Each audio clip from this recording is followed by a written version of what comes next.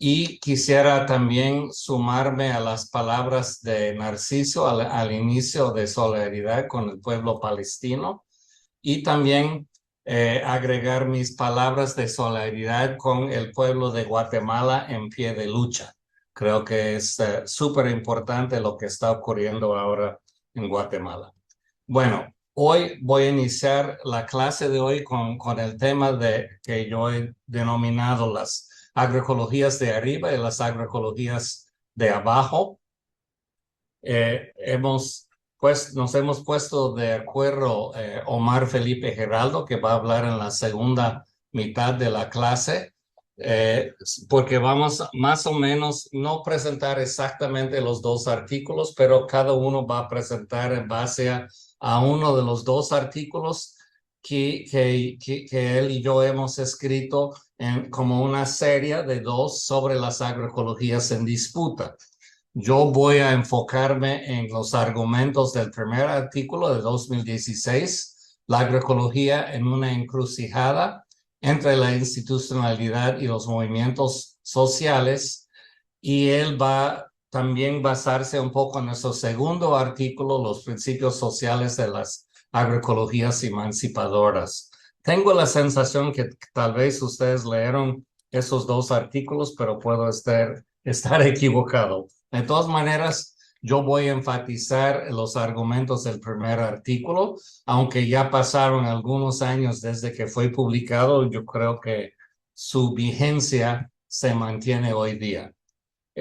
Cuando digo agroecologías en disputa, me refiero un poco a la teoría de la geografía crítica de los y las geógrafos y geógrafas en Brasil. Por ejemplo, Bernardo Manzano Fernández, que ha escrito sobre territorios en disputa, tanto territorios materiales como territorios inmateriales. Un territorio material sería tierra, agua, bosque, montaña, etcétera. Y un territorio inmaterial o simbólico sería, más bien se refiere a la batalla de las ideas, la formulación y defensa de conceptos, teorías, paradigmas y explicaciones, todas las cuales son usadas para convencer a otros y otras. Lo que dice Bernardo es que no existen territorios materiales, por ejemplo, áreas de tierra que no están asociados a territorios inmateriales. Y en la medida que hay disputas territoriales, cada cada parte de una disputa construye en la batalla de ideas sus conceptos, teorías y paradigmas para defender en el territorio simbólico y material lo que está disputando en el territorio material. En ese sentido, afirmamos en nuestro primer artículo que la agroecología hoy día es en sí mismo un territorio en disputa. Primero hay que ver el contexto latinoamericano en que se desarrolla la agroecología, que es de una disputa territorial de los territorios materiales, una disputa feroz, como está simbolizada en publicidad de Syngenta de la República Unida de la Soja en 4 países de Sudamérica. Y somos testigos de un conflicto entre modelos en el campo. Por un lado tenemos los modelos del agronegocio, latifundio, neoliberalismo, libre comercio, versus al otro lado los modelos de la agricultura campesina, indígena y familiar. No son compatibles estos modelos, entonces por eso la intensidad de la disputa. Como se puede percibir en estas fotos, pues el despojo de las poblaciones campesinas e indígenas ejercido por el agronegocio y otras actividades del capital, pues tiene que ser defendido de las personas despojadas para que no reocupan sus tierras y sus territorios. Tenemos una disputa, podemos decir, entre agroecología y agronegocio. Y estamos en una situación en donde estamos observando los intentos de apropiación o cooptación de la agroecología por el capital. En nuestro primer artículo nos basamos un poco en la primera y segunda contradicción del capital, según Marx. La primera contradicción es que hay crisis recurrentes de sobreproducción o de falta de demanda. Y para salir de estas crisis recurrentes, el capital tiene que trasladarse a nuevos espacios, meterse en la especulación financiera, hacer la acumulación por disposición. Y en el caso de la agroecología, estamos viendo el despojo de saberes, semillas, de mercados alternativos para productos agroecológicos, en ese afán del capital de salir de la más reciente de sus crisis. También cuanto a la segunda contradicción del capital, Marx hablaba de la tendencia del capital de degradar las propias condiciones de producción. En este sentido, hasta el agronegocio está con la necesidad de mirar la agroecología a ver si le ofrece herramientas agronómicas para resolver algunos de sus problemas productivos.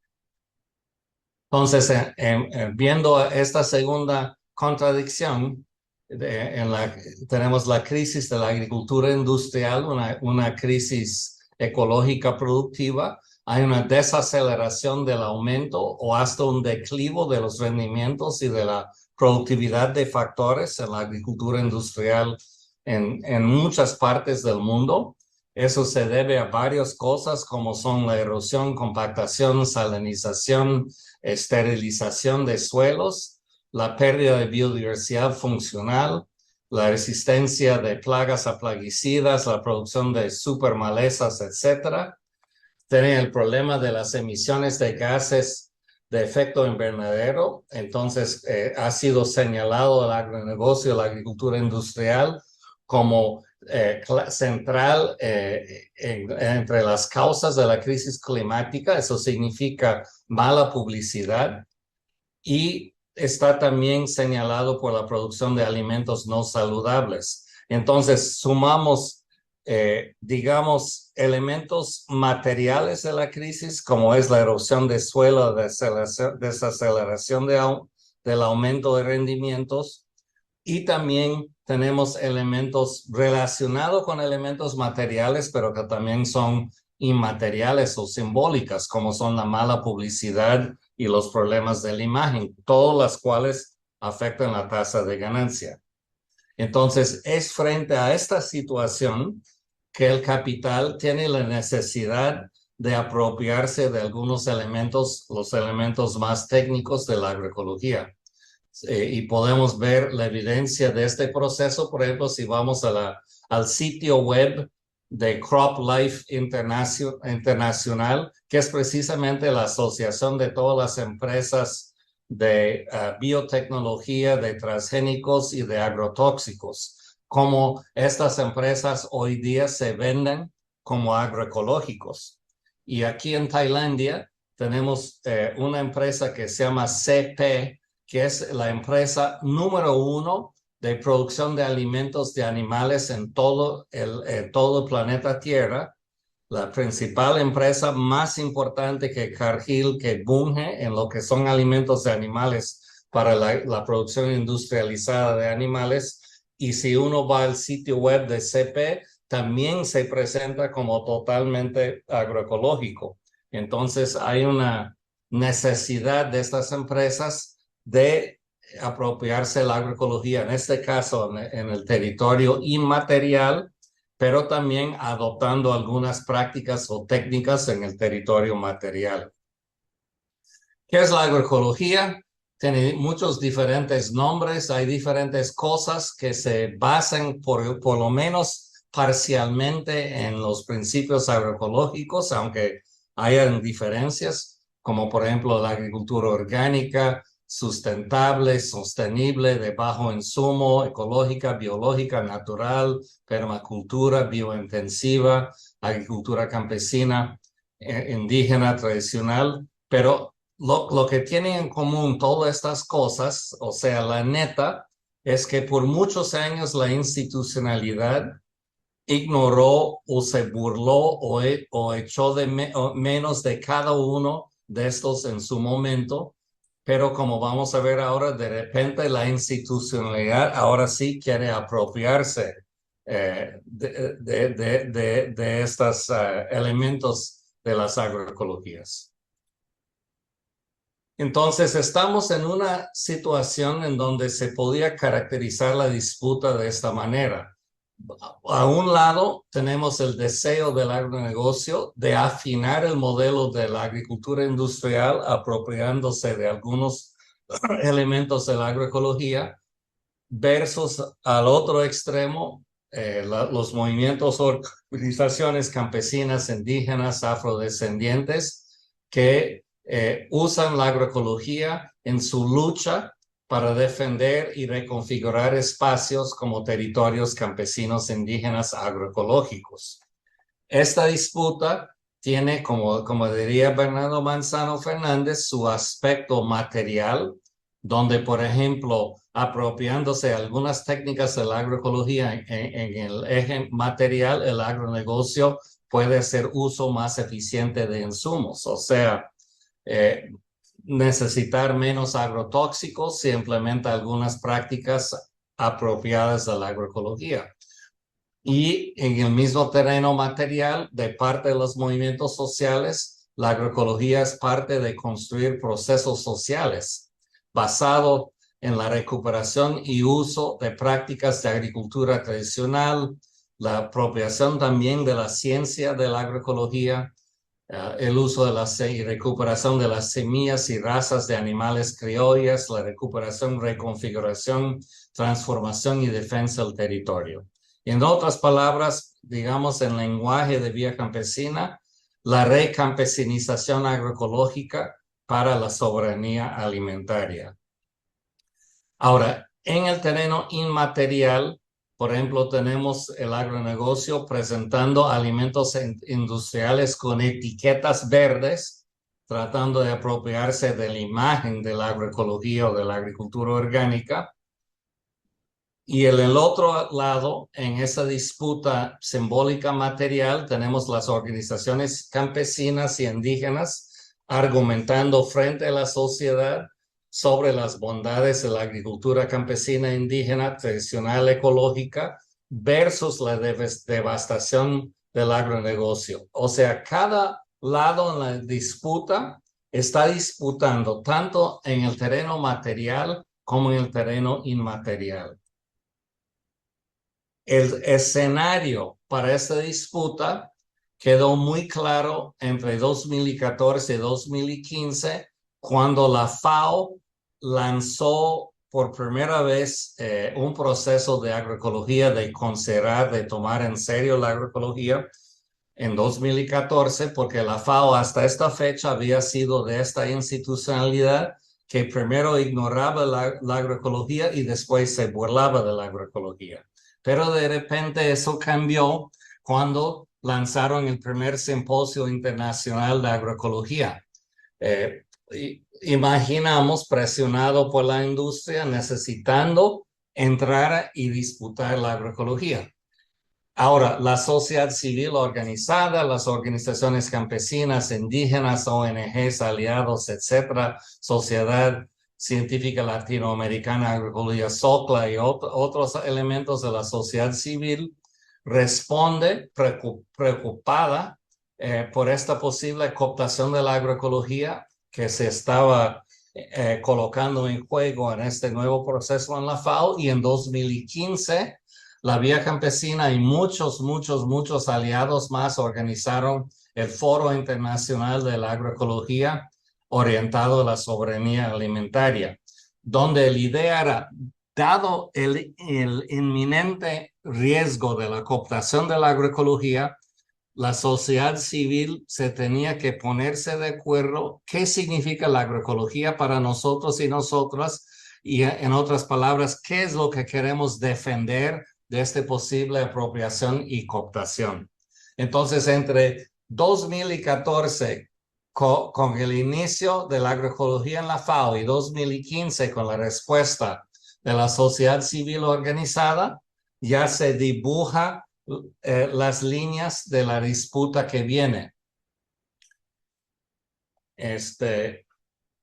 Una cosa que diferencia estos dos espacios es que quedó muy claro en este primer simposio de la FAO que lo que la FAO quería decir en ese entonces de la agroecología era tomar la agroecología como una cosa meramente técnica, mientras que para los movimientos sociales y la sociedad civil organizada, la agroecología tenía contenido político como elemento fundamental en nuestra concepción de la agroecología. Entonces, había ese refrán común de que eso no es ciencia, eso es política, pero la respuesta de los movimientos sociales y la sociedad civil es que la agroecología, sea en su vertiente de ciencia, de prácticas o de movimiento, desde siempre ha tenido que desafiar las estructuras de poder en todos los espacios. Por ejemplo, el académica que quiso hacer agroecología en una facultad de agronomía tuvo que desafiar las estructuras de poder desde siempre. Una familia campesina que se quería en una zona de revolución verde ponerse agroecológico tuvo que desafiarse desde siempre las estructuras de poder. Entonces no hay cómo decir que la agroecología no es política.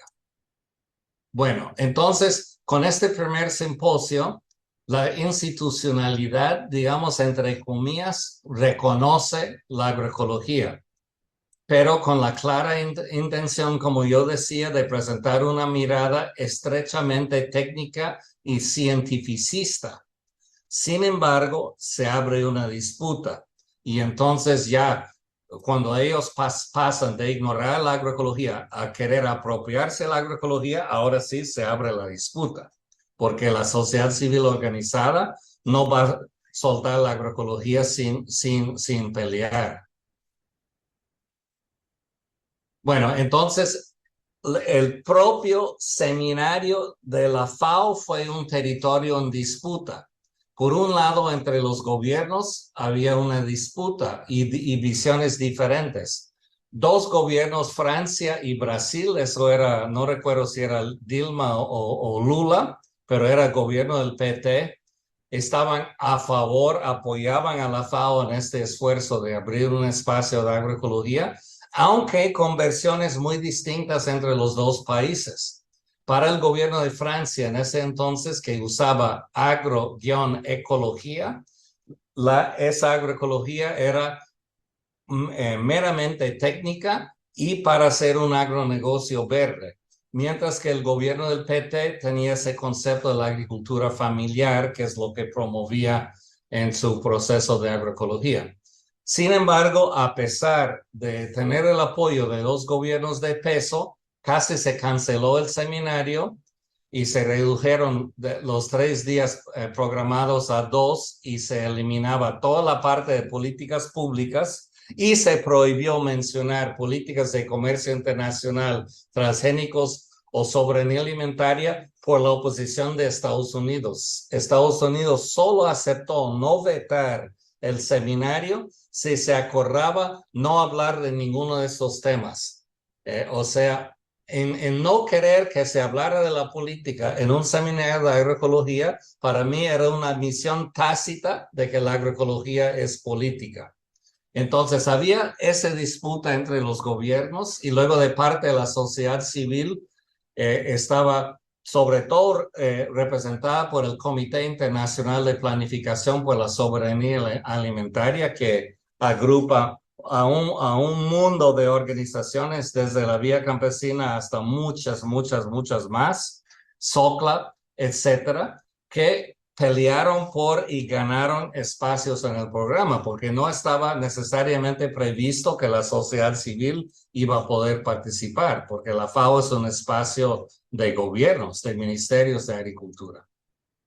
Bueno, entonces, aunque desde ser una minoría de los delegados y delegadas invitados, aquí tenemos varias personas de la Vía Campesina hablando en la plenaria de este primer seminario. Está en la izquierda Rilma Román de la NAP en Cuba y Chavan Jean-Baptiste de Movimiento Paysan de Papay de Haití, dos importantes organizaciones de vía campesina en el Caribe.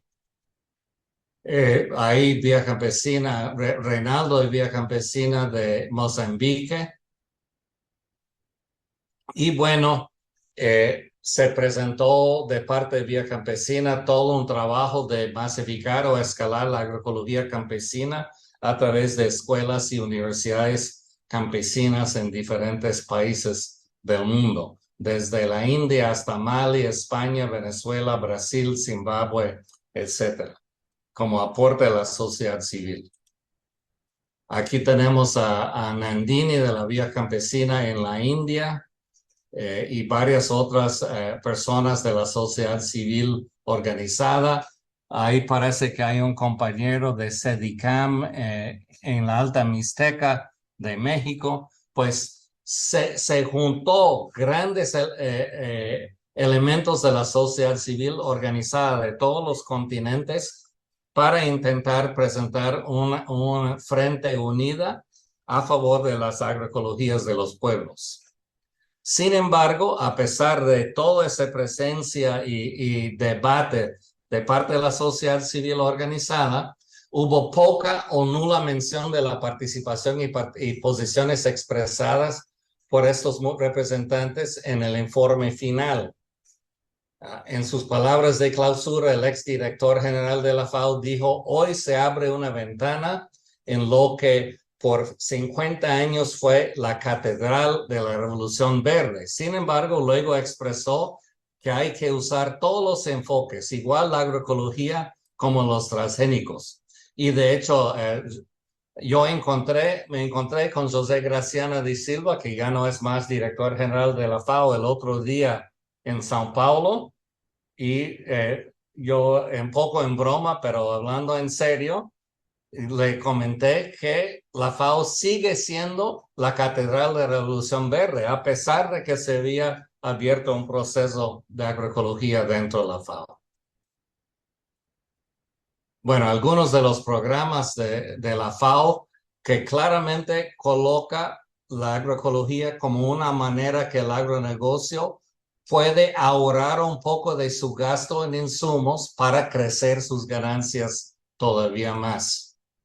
Entonces, a raíz de este proceso en la FAO, se aclara que hay una batalla y a un lado hay una agroecología fake, falsa, neoliberal, comercial, dependiente de insumos del agronegocio, versus una o varias agroecologías autónomas desde abajo que utilizan los sinergismos del agroecosistema en lugar de los insumos y que se basan en los recursos locales. O sea, dos visiones totalmente opuestas.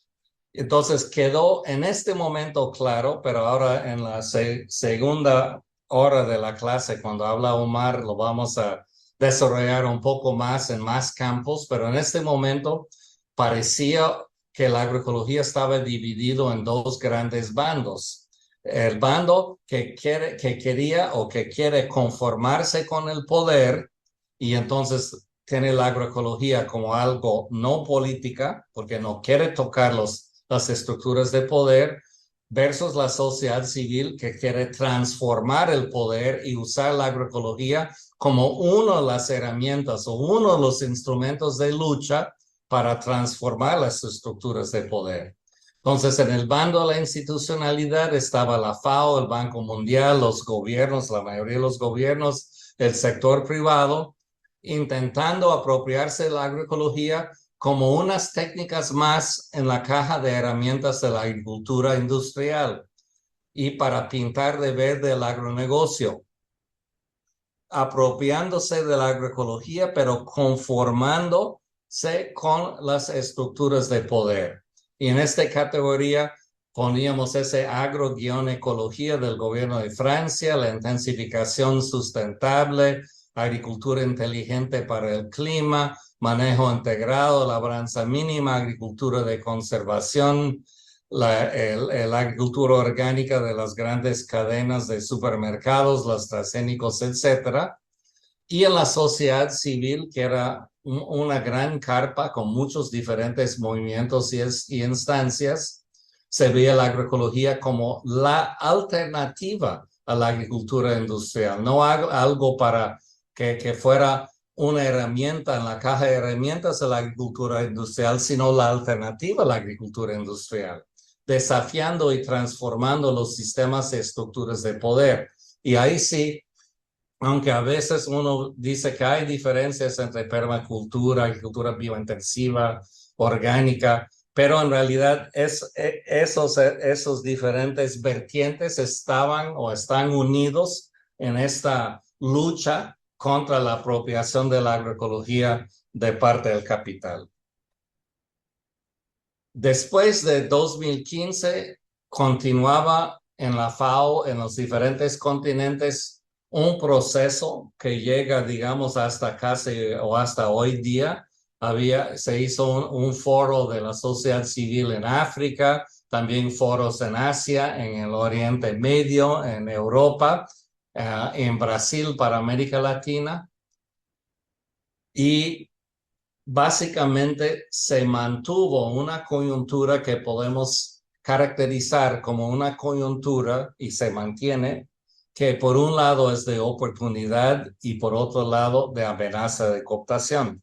Ya expliqué la amenaza de cooptación. ¿De qué manera es una coyuntura de oportunidad? Pues cuando la agroecología adquiere el sello de la FAO, eso abre muchas puertas para la agroecología, por bien y por mal. Entonces tenemos a todos los gobiernos corriendo para abrir programas de agroecología, las universidades, cursos de agroecología, los bancos de desarrollo, créditos para agroecología. Entonces, hay oportunidades, sí, para las organizaciones campesinas, indígenas, para la sociedad civil, pero oportunidades que pueden desaparecer en un instante porque muy fácilmente esos espacios van a ser eh, todos acaparados por el sector privado con la ayuda de los gobiernos y las instituciones. Estamos viendo muy claramente la emergencia de una agroecología neoliberal que busca por lo menos hacer la finta de reducir las emisiones de gases de efecto invernadero de la agricultura industrial, optimizar el uso de insumos, promover una industria de insumos orgánicos. Tenemos a Bayer Monsanto y todas esas empresas invirtiendo ahora en insumos orgánicos. Tenemos la agricultura orgánica industrial para Walmart y otros supermercados. Tenemos la agricultura familiar empresarial, emprendedor de los monocultivos orgánicos que son para las cadenas verdes, cadenas de valor verdes del agronegocio pintado de verde para los supermercados de consumo elitizado. Bueno, regresando entonces a este Foro Internacional de Agroecología de los Movimientos Sociales en 2005, que agrupó campesinos, agricultores familiares, pueblos indígenas, pastores, pastoralistas nómadas, pescadores artesanales, mujeres rurales, juventud rural, pobladores urbanos, consumidores, etcétera, para ponerse de acuerdo como sociedad civil, qué es la agroecología para nosotros. Fue interesante esta agrupación de la sociedad civil. No se hizo ausente la FAO se preocupó porque iba a estar hablando la sociedad civil ahí y colaron varios representantes dentro de la reunión. Pero se hicieron muchos intercambios de súper interesantes y importantes procesos de agroecología de la sociedad civil en todos los continentes del mundo, con una traducción a múltiples idiomas para que la sociedad civil pudiera entenderse y conversar entre tantos idiomas, siempre con los colados de la FAO apareciendo en los diferentes espacios. pero yo diría que fue una reunión histórica que produjo resultados muy importantes, y yo recomiendo mucho a todas las personas que buscan la declaración del Foro Internacional sobre Agroecología y el documento más largo también de la minuta de la reunión, porque a mi manera de ver, da la mejor definición hasta ahora de qué es la agroecología desde nuestro punto de vista, o sea, desde el punto de vista de la sociedad civil, de los movimientos sociales de todos los continentes, que se llamaba la agroecología ante una encrucijada, en donde solo voy a señalar algunas palabras, pero se dice que el sistema alimentario industrial está empezando a agotar su potencial productiva y rentabilidad debido a sus contradicciones internas.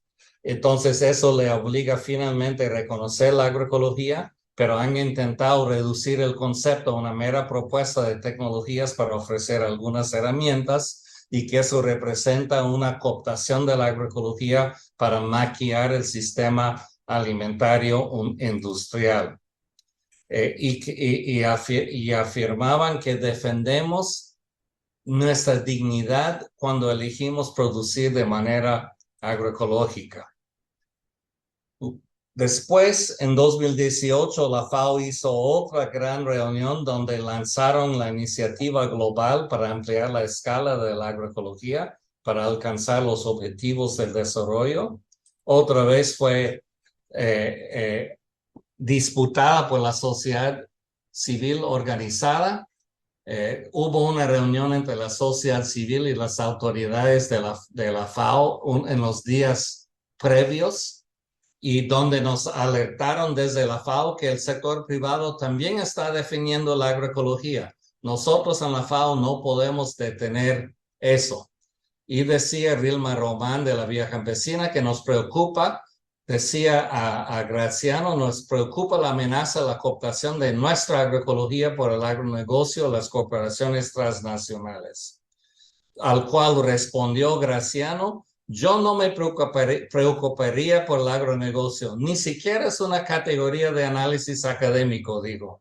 La agroecología tendrá que salir del gueto y entrar en el mainstream, o sea, desde su dirección de la FAO, abriendo las puertas al sector privado a disputar la agroecología en el mainstream. Muchas intervenciones de la sociedad civil, de la FAO, nos representaba a toda la sociedad civil en la plenaria Rilma de Cuba, que decía que sin nuestros pueblos no hay agroecología, un eco a sin feminismo no hay agroecología, y decía que para nosotros la agroecología tiene sujeto. El sujeto es el pueblo, la comunidad campesina indígena en su territorio, y para el sector privado no hay sujeto humano de su agroecología. Entonces su agroecología no es una verdadera agroecología. Bueno, esta iniciativa salió de la FAO para el scaling up o ampliando la escala de la agroecología. Como resultado principal, la prensa ya decía mucho que la FAO promueve la agroecología para fortalecer la agroecología, que la agroecología es clave para el futuro, pero como decíamos o como decimos, marcó la apertura de la temporada de caza para la apropiación de la agroecología, veda abierta para apropiarse de la agroecología.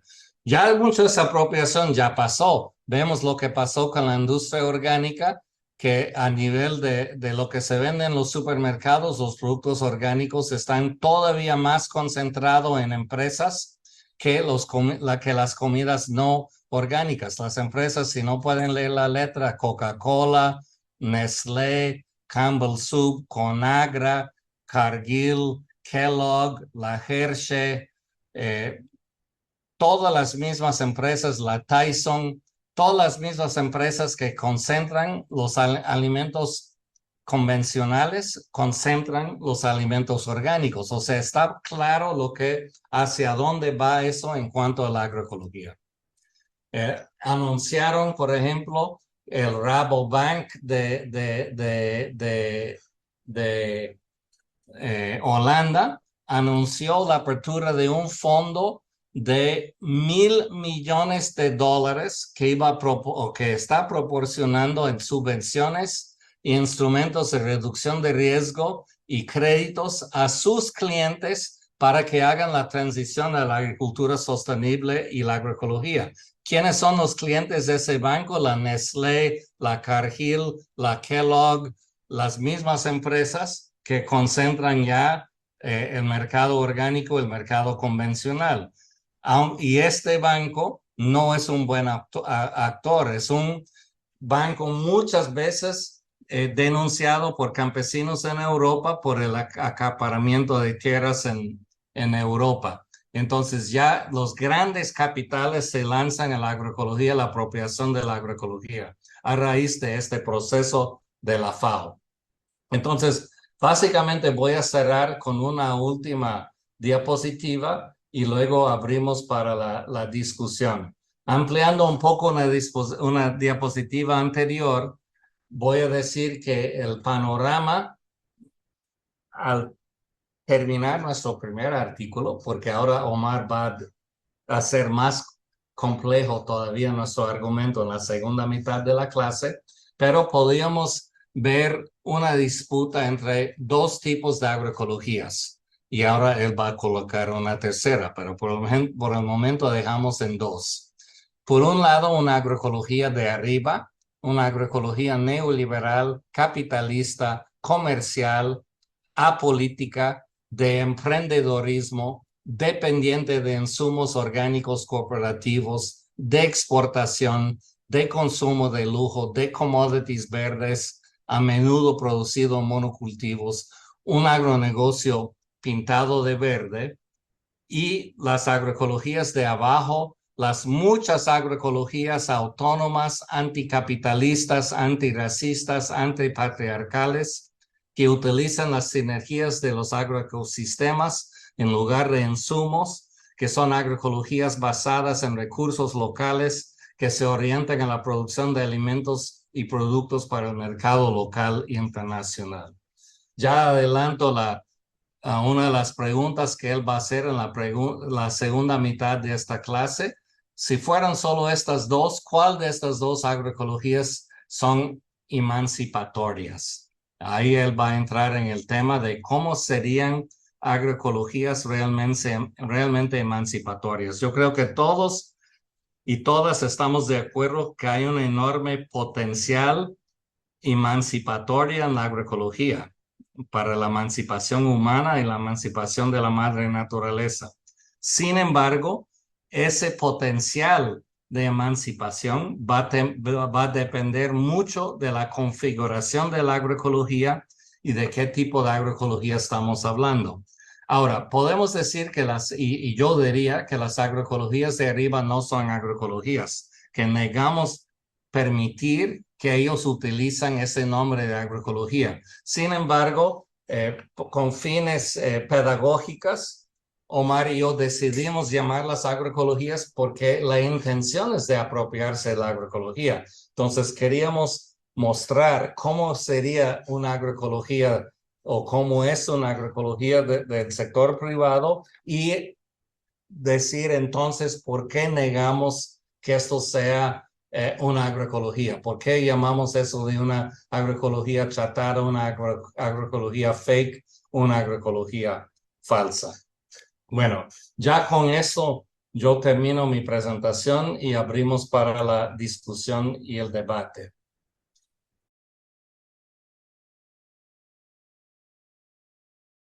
Muchas gracias, Carla, por tu presentación. Muchas gracias, Narciso, por volverme a convocar el día de hoy, a ustedes por estar presentes en este momento tan importante, muy importante espiritualmente, ritualmente, porque estamos en pleno, bueno, todavía no, estamos a minutos de estar en pleno eclipse solar. Recuerden que este es un momento que para los pueblos durante mucho tiempo representó un acontecimiento especial, que abría nuevos caminos, que abría nuevas épocas. Y bueno, pues estamos también en una época muy, muy convulsa, que es la época de la convulsión bélica. Nuestra crisis civilizatoria va tomando caras cada vez pues, más múltiples. Entonces, hay veces expresa más fuerte, digamos, la cara sanitaria de la crisis o de salud de la crisis, y tenemos el COVID-19, por ejemplo. Otras veces expresa tan fuerte la crisis energética. Hoy estamos en una crisis bélica, con una crisis migratoria, eh, que en realidad tendríamos que verla como parte de emergencia de esta crisis global. Y precisamente la agroecología hace parte de una de estas respuestas tan importantes que tenemos que dar para caminar en una vía opuesta, que es una vía de la vida y el respeto a la vida en todas sus manifestaciones. Entonces, que este es un momento también en el que la luna está haciendo un paso frente al planeta y nos tapa el sol. Yo probablemente en un ratito voy a dar un minuto cuando estemos en el momento clave, si lo pueden ver desde sus latitudes, siempre con gafas. Yo acá traigo las mías y de pronto les voy a parar, o lo voy a hacer porque seguramente nos va a pasar, para que podamos pues observar este fenómeno astronómico, porque la agroecología no solamente hace poco lo dijo de una manera preciosa un agricultor aquí en la península de Yucatán, un agroecólogo, Bernardo Xiu Maya, y le preguntaron qué es la agroecología, y él dijo: la agroecología son las plantas, los animales y los ritos.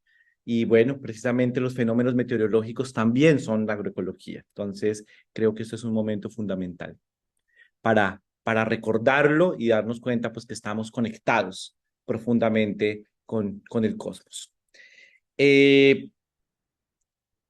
Vamos entonces a dar inicio a mi presentación, que es una presentación que en realidad es la continuidad de lo que nos venía contando mi gran amigo Peter Rosset, que pues por su ubicación en este momento en Tailandia tuvo que desconectarse y en este momento ya está en dulces sueños. Voy a compartir una presentación. Ay, un momentito, porque creo que no la había dejado lista. Un segundito. Acá ya la tengo. En el que yo voy a partir del hecho de que ustedes tuvieron la oportunidad de leer los artículos de los que estamos hablando del día de hoy, que son dos artículos que escribimos. Uno salió publicado en el 2017 en español, en inglés salió en el 2018. Y este otro artículo de las agroecologías emancipadoras salió en el 2021, me parece, 2021, y en inglés salió el año pasado, hace un año en realidad salió ese en inglés. O sea, están ambos textos en inglés y en español, con cambios, y bueno, no son exactamente los mismos, por supuesto. Pero bueno, eh, la idea que teníamos con Peter precisamente era la oportunidad del contexto en el que estábamos viendo la agroecología para pensar una agroecología que sea cada vez más política, que esto es algo muy importante. Entender la agroecología desde su perspectiva profundamente transformadora y no como una eh, serie de herramientas tecnológicas para maquillar el sistema agroalimentario mundial, que busca eh, crear, digamos, las condiciones tecnológicas y de producción que permitan lo mismo, eh, pues paliar las condiciones de producción que han sido erosionadas por su propia obra predatoria y la que están generando en contextos de cambio climático, que hacer una agroecología que sea amigable con las comunidades, por lo menos en el papel. Y esto es precisamente lo que voy a irnos mostrando en esta presentación, en esta parte de mi sesión, y que lo voy a contar realmente a partir de ejemplos. Entonces, y es lo que voy a narrar. Bueno, entonces, continúo en el hilo donde lo dejó Peter Rosset, que nosotros habíamos estado analizando de que se abría una agroecología como un territorio en disputa, en donde habían dos campos, claramente se vieron en los encuentros de la FAO, en su momento, en el año 2015, que es el momento donde se empiezan a realizar los primeros simposios, y bueno, en realidad pues empezaron a ver en otros múltiples espacios. Y ese campo institucional pues era un campo en el que pues estaban buscando la agroecología, un conjunto de ecotecnias, de ecotecnologías como una herramienta del modelo de la producción alimentaria también industrial, o sea, sin modificarla. Aquí pues estaba el Banco Mundial, muchos gobiernos, ONGs, no todas, pero digamos algunas, sector privado, universidades, y como ejemplos de esto teníamos la agricultura climáticamente inteligente, la agricultura cero emisiones, intensificación sustentable, los orgánicos industriales, la agricultura de conservación y otros ejemplos que vamos a mirar ahora. Y por el otro lado, el campo de los movimientos sociales que están definiendo la agroecología como una alternativa a ese modelo industrial y como parte de la lucha política por desafiar estructuras de poder existentes. Entre ellos, pues, están los movimientos sociales, muchas ONGs también aliadas, plataformas, organizaciones, sectores académicos. Y acá pues se defiende una agroecología con un sujeto político, una agroecología campesina, y también otros enfoques que en realidad para nosotros también son agroecología, agricultura natural o agricultura ecológica, permacultura, agricultura biointensiva, agriculturas tradicionales, campesinas, indígenas y populares, agricultura sintrópica, etcétera, todo, agroforestería, todos los nombres que le queramos dar, no importa en este momento, siempre y cuando provengan de los esfuerzos organizativos y los esfuerzos también populares de algo diferente de esta agricultura industrial. Entonces, hasta ahí lo habíamos dejado. Ustedes dirán, muy dicotómico. Sí, obviamente hay una escala de grises muy grande entre uno y lo otro. Eso es importante verlo. Pero en esa escala de grises, nosotros nos dimos cuenta de que de que se estaba generando un riesgo de cooptación. Entonces, habíamos dicho que la agroecología se había puesto de moda y que eso sin duda representaba o representa una oportunidad en muchos sentidos, porque la agroecología durante mucho tiempo fue ninguneada, fue menospreciada,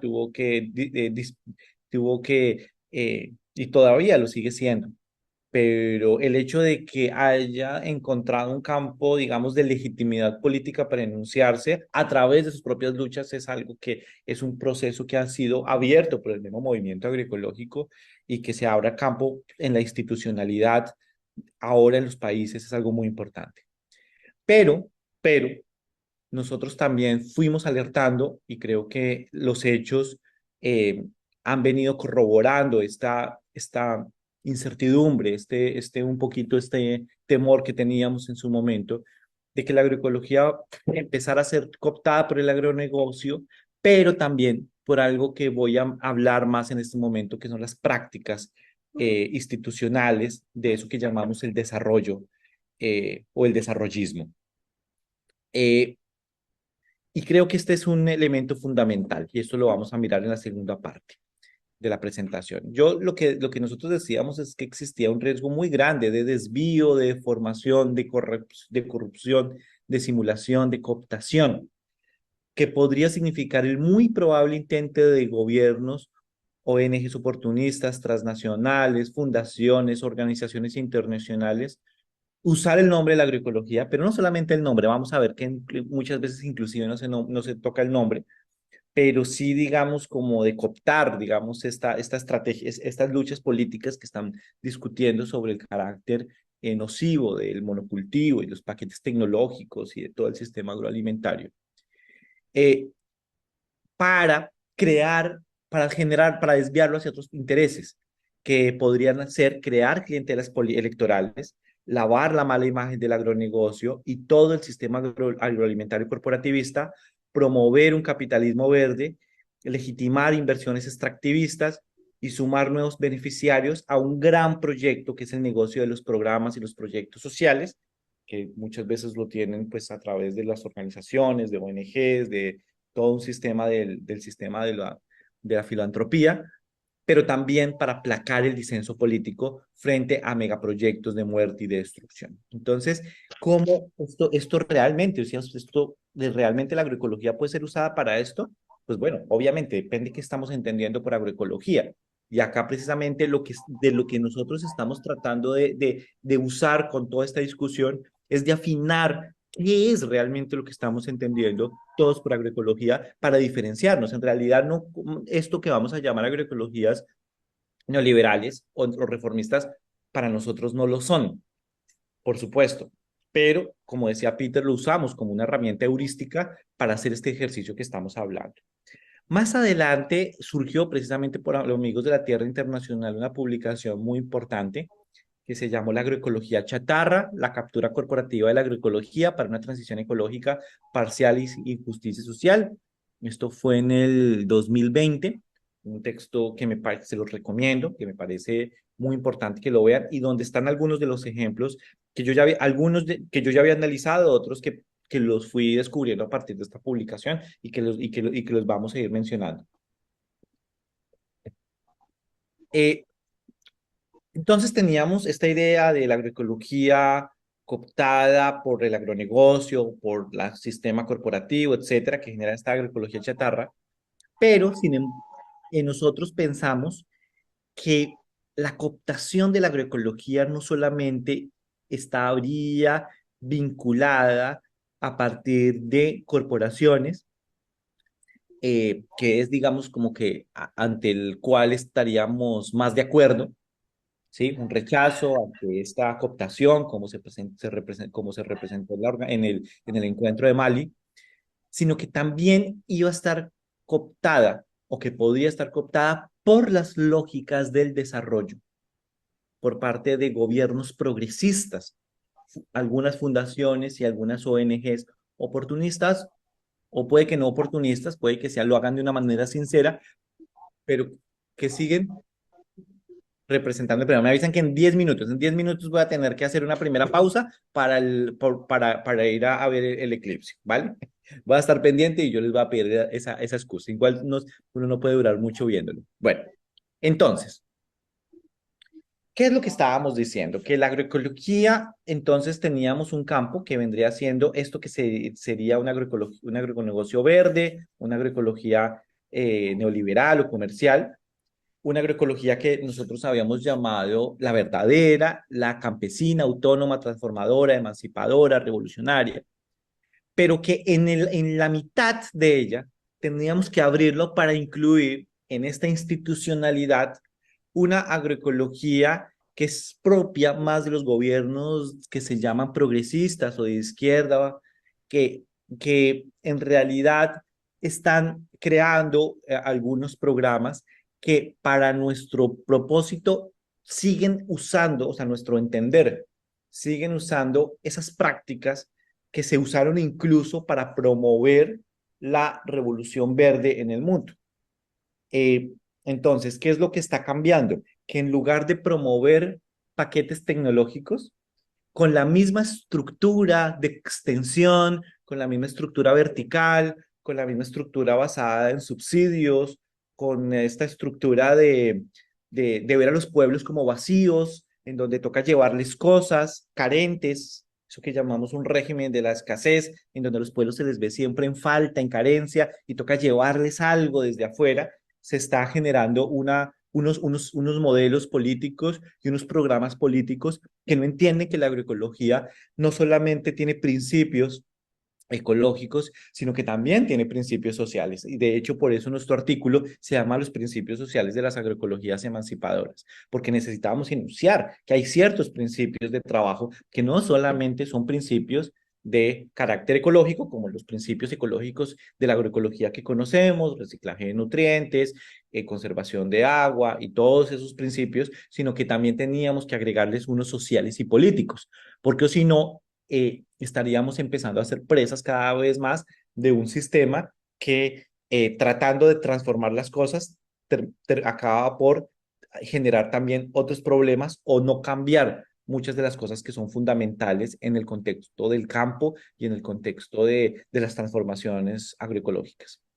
Bueno, voy a comenzar por esta que ya les habló Peter, que es este campo que vendría siendo las agroecologías neoliberales. Nos insisto una vez más, estas no son agroecologías, ustedes me dirán que son sistemas orgánicos, sin embargo, acá hay mucho, porque no solamente, como van a ver, acá están involucradas las corporaciones, digamos, haciendo agricultura orgánica latifundista, sino que también están incluyendo a las organizaciones, a los pueblos a través de sendos proyectos de desarrollo. Bueno, acá tengo esto es una valla, un espectacular de hace unos años que me parece muy icónico, ¿no? De cómo lo ven, digamos, los partidos conservadores, este es en el paso del Partido Conservador Colombiano, cómo perciben el campo, ¿no? Y es la idea de convertir a agricultores en pequeños empresarios, ¿sí? Volverlos emprendedores, hacerlos que sean buenos gestores de su propio capital humano, que se capitalicen, que entren a las cadenas de agroexportación. Este es el principio y es ahí donde ha entrado, digamos, estos nuevos modelos a través de muchísimas estrategias. Una de ellas ha sido la más importante, las agriculturas por contrato, en donde hay asociación entre pequeños, medianos y grandes agricultores, en donde hay encadenamientos en enclaves agroindustriales y líneas de alto valor para la agroexportación. Entonces, esta es una herramienta y ahora vinculado hacia el sector orgánico, que se vuelve cada vez más un sector más importante en el contexto de las grandes plataformas. Eh, entonces, pero además, esto también están vinculados con unas transformaciones que se están creando en la agroecología. Entonces, la idea de esta idea es, bueno, vamos a meter algunas de las prácticas agroecológicas, conservación, barreras vivas, labranza cero o labranza mínima, prácticas, pues bueno, cualquiera que sea, ¿no? Algún tipo de asociación de cultivos, que podrían ser algunas prácticas que nosotros podríamos llamar prácticas ecológicas, pero que no lo son cuando lo miramos en su contexto, con las otras tecnologías, como todos los apps en tiempo real, con datos satelitales, ahora con todo un sistema que se están creando las corporaciones, como Bayer Monsanto, que están creando unos microorganismos que van recubriendo semillas y que se llaman las semillas cero emisiones, los biopesticidas como virus de insectos también para controlar plagas, etcétera, ¿no? Entonces hay una serie de estrategias que se amalgaman con esto, porque como ustedes vieron, lo que decíamos con Peter Rosset es que, por lo menos en el enfoque de Graciano Silva en su momento, era que la agroecología tenía que integrarse como parte del paquete de las herramientas para la transformación de la agricultura. Y eso implicaba verla como solamente una cuestión técnica. Y entonces, pues cuando la miramos como una cuestión técnica de prácticas, esas prácticas, pues verámosles con todas las otras cosas que se están haciendo y hagamos transformaciones sobre eso. Bueno, a partir de eso empezaron a generarse muchos programas y proyectos que se fueron creando por el mundo. Todo esto, curiosamente, fue después de la publicación de nuestro artículo. Eh, no porque nosotros hubiéramos tenido una bolita de cristal, ni mucho menos, más faltaba. Más bien era porque lo habían anunciado, lo dijeron, ya habían dicho lo que iban a hacer.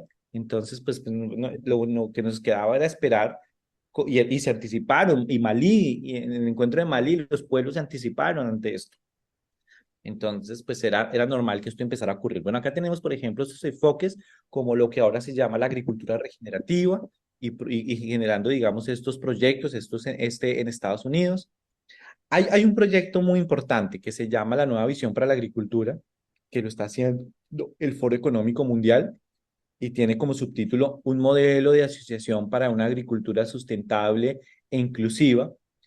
Y es un modelo que articula en su momento, articuló 21 países, digo en su momento porque no tengo los datos actualizados, de África, Asia y América Latina, y que en el año, me parece que fue en el año 2018, tuvo un presupuesto de 10.500 millones de dólares para hacer intervenciones en la vida de 10 millones de agricultores. Este es un caso que yo alcanzo a referenciar, a nombrar en mi libro de Ecología Política de la Agricultura, que fue un trabajo pues también que yo estuve analizando de entender cómo se estaba generando también acaparamiento de tierras a través de la inclusión de pequeños agricultores a este sistema.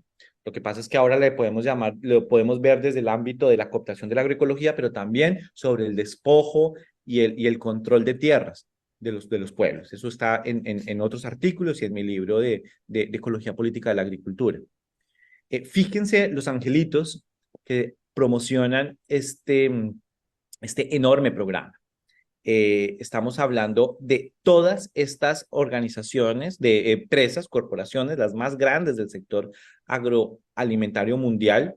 Pues ustedes pueden verlas, no las voy a nombrar una por una, pero fíjense todo el conglomerado de corporaciones que están haciendo programas, haciendo inversiones para generar esta bolsa, que en su momento tuvo 10.5 millones de dólares, y que incluían programas en 10 millones de agricultores. No es algo menor, no estamos hablando de una cosa chiquitita, estamos hablando de programas realmente grandes.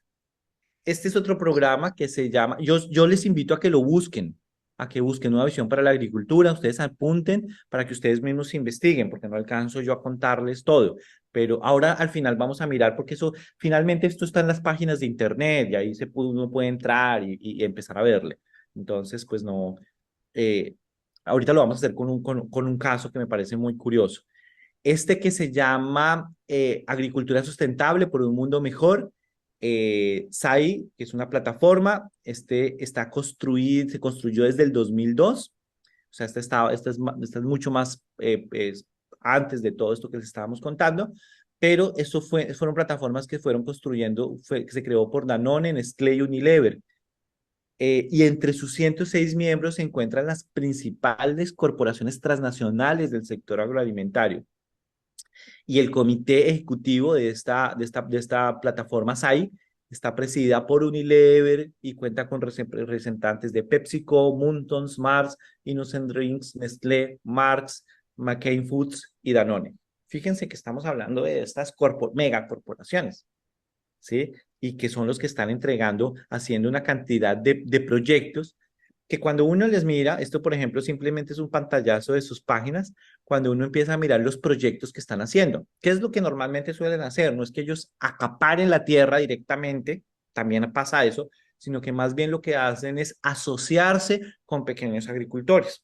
Entonces acá, por ejemplo, van viendo cada uno de los proyectos que se van generando. Uno podría picar en cada uno de ellos. En Pakistán, bueno, por ejemplo, esto, ay, Dios mío, acá y uno se va a dar cuenta de todos los programas, las características que tienen, de en dónde están ubicados, cómo lo están haciendo, y aquí es donde están haciendo esta integración y no usan, y bien, si bien no usan la palabra agroecología, sí usan la idea de agricultura sostenible, agricultura sustentable, agricultura sana con el medio ambiente. Bueno, cada quien le pone regenerativa, que es un nombre que ahora se está usando mucho en el contexto de estos programas. Algunos también le llaman permacultura, etcétera, ¿no? Curiosamente, se cuidan, o no sé si por ignorancia o porque no les interesa, de precisamente ponerle el nombre a la etiqueta de agroecología. Este es otro, que es la coalición por la tierra, por el uso de la tierra, que es también otro proyecto que busca ahora generarlo como un sistema literalmente del agronegocio. Se llama Mejores Negocios, un mundo mejor. Y fíjense que este programa todavía es más grande. Esta coalición tiene 4.5 trillones de dólares en más de 20 países y tiene más de 50 embajadas.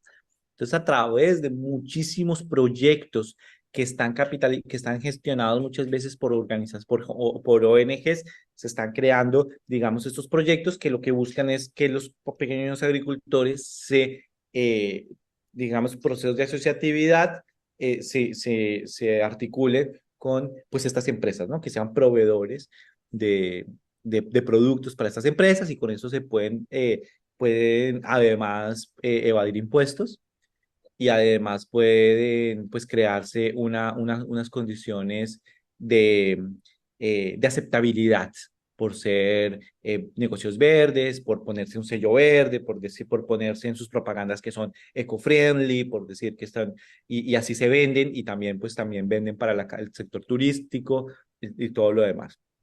Bueno, acá tenemos otros, este WCSD, búsquenlo también, son más ejemplos.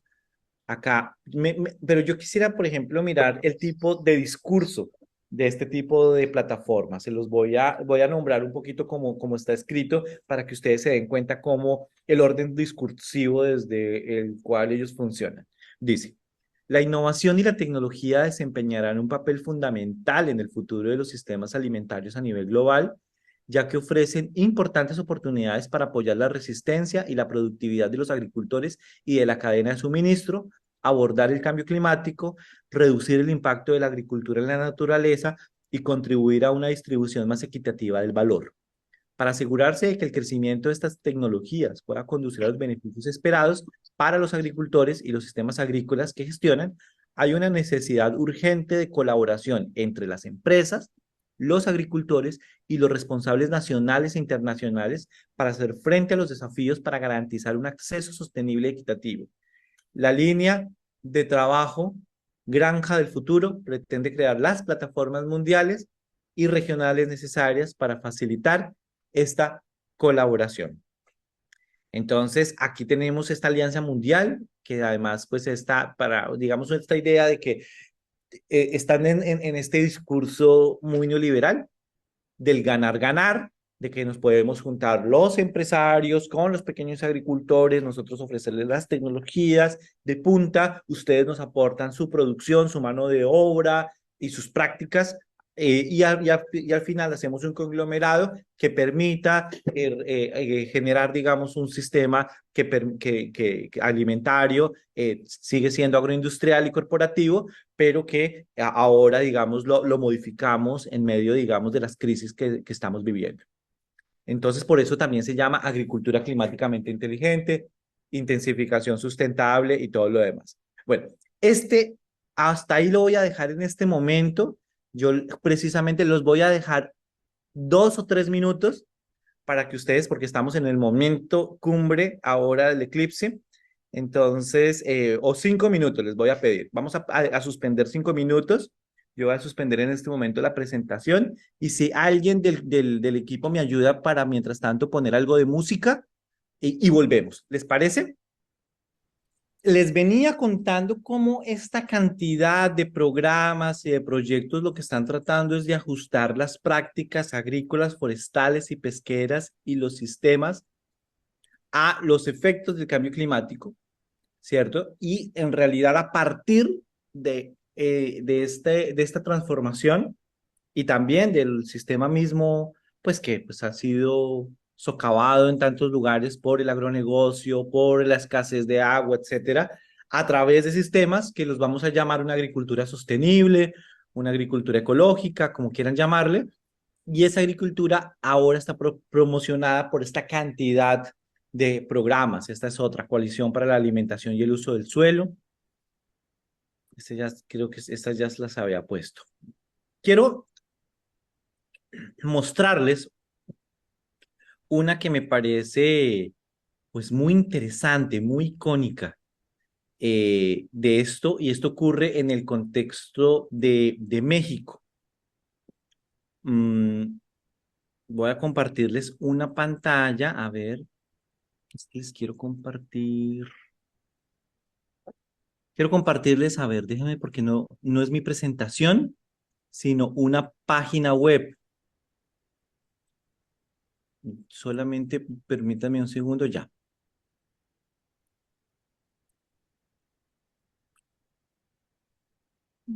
Voy a compartirles acá.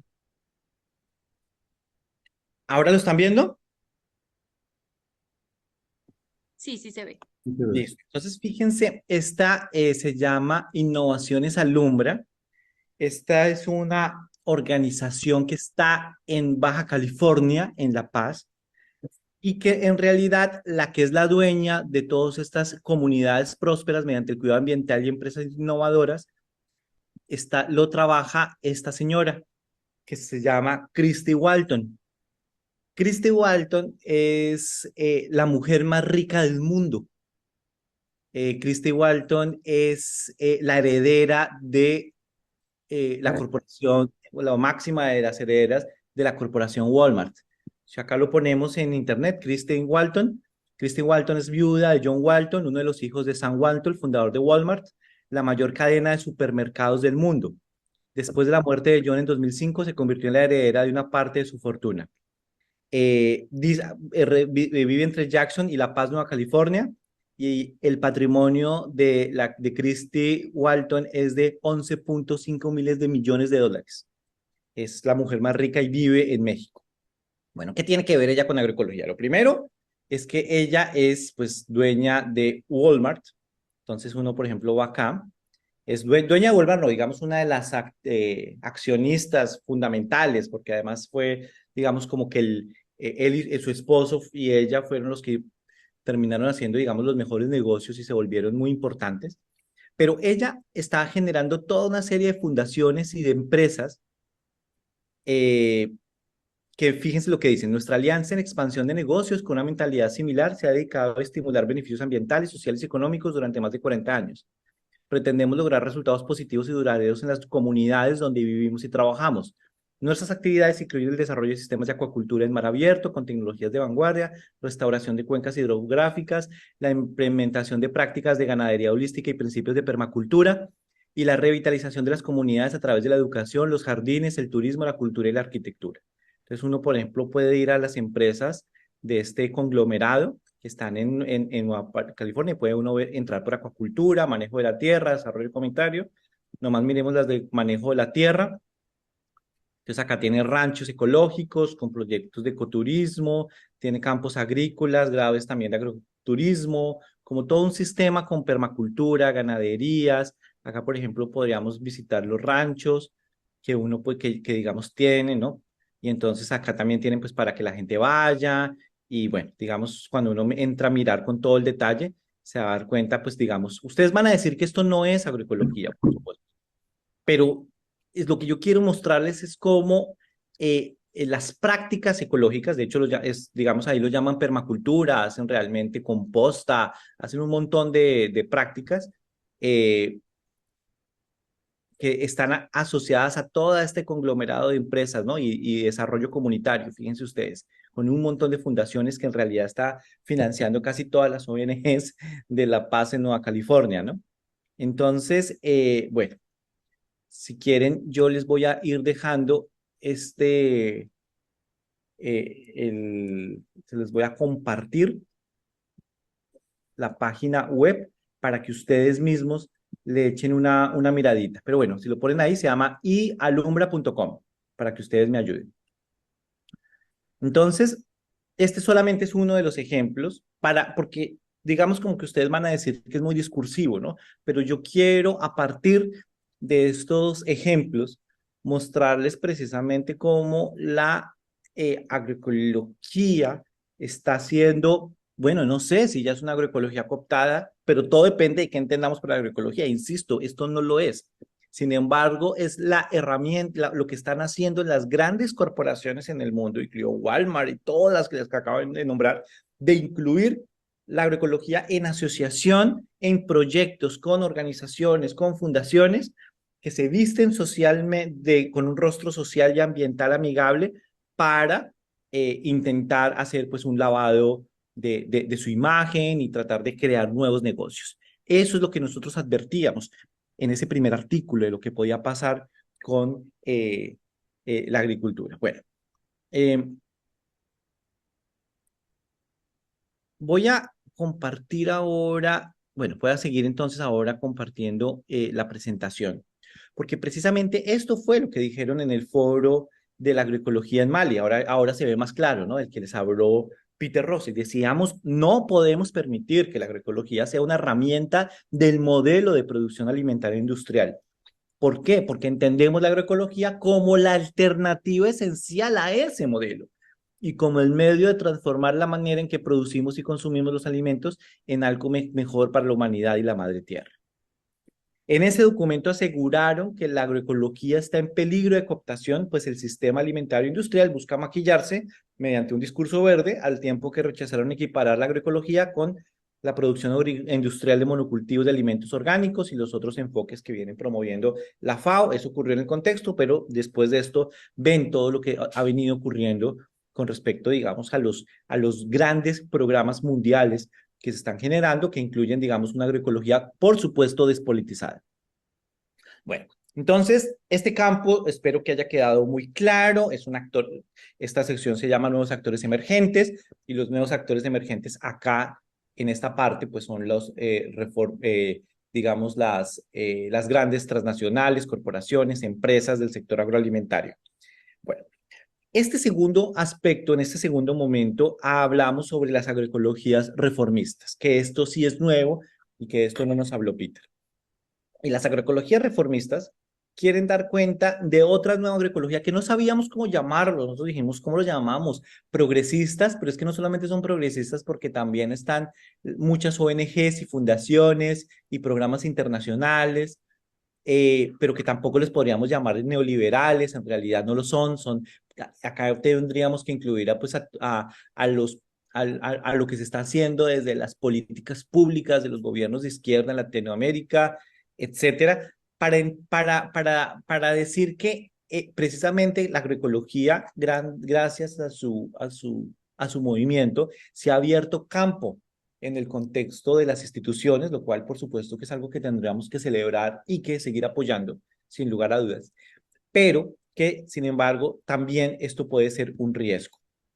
Nosotros en realidad creemos, y lo seguimos sosteniendo, que todavía existe mucha confusión, porque hay muchas de las personas que participan en estos programas, en estos proyectos, que tienen sin duda las mejores intenciones, pero todavía no se ha entendido que la agroecología no solamente es diferente en sus prácticas ecológicas, sino que también es diferente en sus aspectos sociales.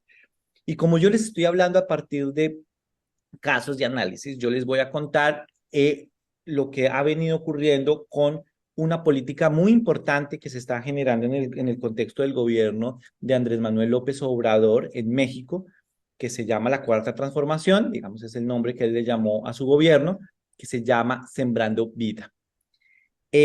Sembrando Vida no se llama a sí mismo como un programa de agroecología, no, así no lo llama el presidente, así, digamos, no se enuncia desde cuando entras a su página web y a sus documentos, no se enuncia de esa manera. Sin embargo, los técnicos, digamos, el sector medio, todo el mundo sabe que es un programa que busca generar la agroecología, que se busca promover la agroecología. Y es muy importante, porque es junto al programa Andhra Pradesh, bueno, el de Andhra Pradesh en la India puede ser el más grande, pero junto a esta es la política más grande en materia agroecológica en el mundo. Esto Sembrando Vida junto a Producción para el Bienestar, que es otro programa.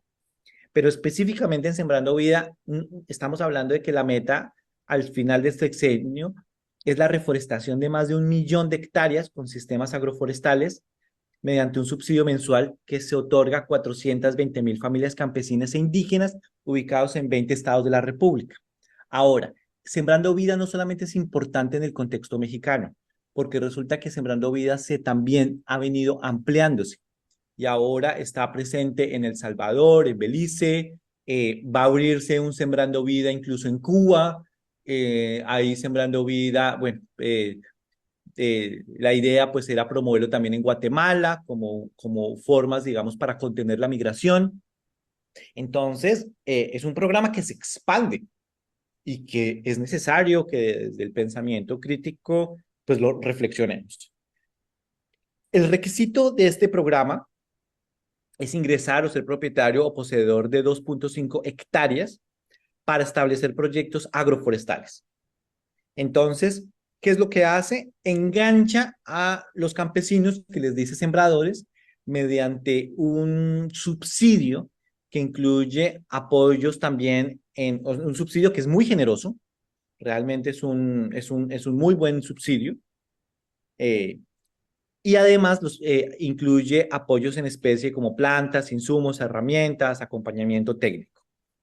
Entonces, el objetivo oficial del programa, según sus reglas de operación, es atender la pobreza rural y detener la degradación ambiental de territorios campesinos mediante la generación de empleo local bien remunerado.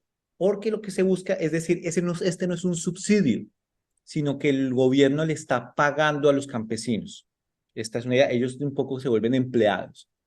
Entonces, a partir de esos, el objetivo es reactivar la economía social, regenerar el tejido social en las comunidades rurales y dotar, así se dice en las reglas de operación, a los campesinos beneficiarios de capacitación, de insumos, de apoyo económico, acompañamiento para el diseño e implementación de biofábricas y de viveros comunitarios. Además de atender a la población marginada asentada en las regiones de más alta biodiversidad mediante la promoción de sistemas productivos agroforestales, combinando la producción de cultivos tradicionales con árboles frutales y maderables. Eso es lo que se ha llamado en México un sistema de milpa intercalada entre árboles frutales, que se le dice MIAF. Entonces es la milpa, pero ahora lo que se hace es sembrar árboles entre los diferentes callejones de los sembrados del policultivo del maíz. De maíz, frijol, calabaza, chile, etcétera, ¿no? Entonces, la meta es recuperar la cobertura forestal, creando empleos e incentivando la autosuficiencia alimentaria. Ese es, digamos, los objetivos de este programa: combatir la pobreza, también evitar que las personas migren. O sea, en el papel, pues es un programa pues que deberíamos acompañar. Entonces, yo creo que es muy importante una cosa que ha ocurrido, es que el cambio técnico de la revolución verde por la agroforestería es una cosa que es sin duda un tema deseable. O sea, lo que estábamos luchando durante años era precisamente que se empezara a dejar de promover el monocultivo y se empezara a promover, digamos, este sistema del agronegocio en las familias campesinas y empezara a cambiarse por otro modelo, ¿no? Entonces, el hecho mismo de que cambie hacia sistemas pues agroforestales, agroecológicos, pues es deseable.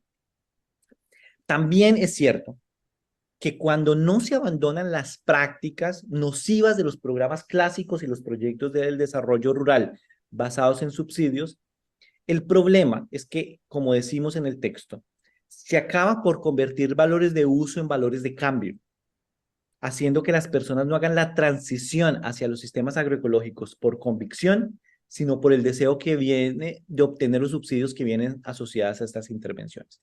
Entonces, ¿qué es lo que pasa? Las personas se inscriben en estos programas para obtener el subsidio. ¿Qué significa eso? Que lo que los motiva es el dinero que viene aparejado con estos programas y no la agroecología misma. Y ya hemos visto que el problema en gran medida, esto tiene que ver con el diseño del programa. En muchos lugares de Sembrando Vida, esto no es un blanco y negro, en muchos lugares el programa Sembrando Vida funciona y funciona bien, pero no es gracias al programa en sí mismo, sino muchas veces gracias al trabajo de técnicos y de técnicas muy comprometidas, que le han dado la vuelta al programa. Hay veces también ha caído en lugares donde hay organización comunitaria y eso permitió que la gente permanezca en el campo y permita desarrollar sus propios proyectos. O sea, también ha permitido muchas cosas positivas. Pero en el caso, en el caso, digamos, del diseño, es un diseño que está generado a través de subsidios. Y entonces eso significa que la gente el deseo que está estimulando el programa es sobre los valores de cambio, sobre el dinero y no sobre los árboles. Y esto hace que los programas se vuelvan muy vulnerables cuando se acaban los programas. Y entonces, incluso este programa ha generado incluso unos incentivos perversos, porque se buscaba 2.5 hectáreas y muchas de esas parcelas, pues eran parcelas que estaban cubiertas por monte. Entonces dicen las familias, listo, yo tengo 2.5 hectáreas, pero ahorita las tengo con monte o con rastrojo, o con bosque. Y entonces lo que hizo la gente en gran medida para ingresar al programa fue deforestar esas áreas para sembrar árboles. Imagínense la locura, deforestar para sembrar. Entonces, entonces esto terminó generando unos incentivos súper perversos hacia la deforestación. Hubo una investigación que en 2019, un estudio hecho por la World Resources Institute, México, encontró que Sembrando Vida era responsable de la pérdida de 72.830 hectáreas de cobertura forestal, de un total de 79.000 reportadas en el año en esos mismos municipios. Aquí están los municipios y todo esto, pues principalmente Chiapas, el estado de Chiapas y Tabasco, y Veracruz, entre estos, reportaron la mayor deforestación. ¿Por qué? Porque la gente para ingresar al programa se vio estimulada a deforestar para decirles, ya tengo estos 2.5 hectáreas para poder entrar al programa. Bueno, parece que el programa después lo corrigió, pero es un poco lo que termina ocurriendo cuando empiezan a generarse programas diseñados desde los escritorios de las oficinas públicas, de burócratas en la Ciudad de México, en los lugares, porque se generan sistemas, digamos, homogéneos, que dicen, digamos, vamos a generar un sistema en donde vamos a crear un sistema vertical con subsidios, con técnicos que vayan y hagan acompañamiento y capacitaciones a las familias mediante comunidades de aprendizaje o como le quieran llamar, pero al mismo tiempo no parten de la riqueza de los pueblos, de sus agriculturas históricas, sino que es un sistema vertical de sistemas productivos agroforestales que en realidad son ajenos a las prácticas agroecológicas locales. Este, por ejemplo, es un MIAF, una milpa que está acá, intercalada con árboles frutales.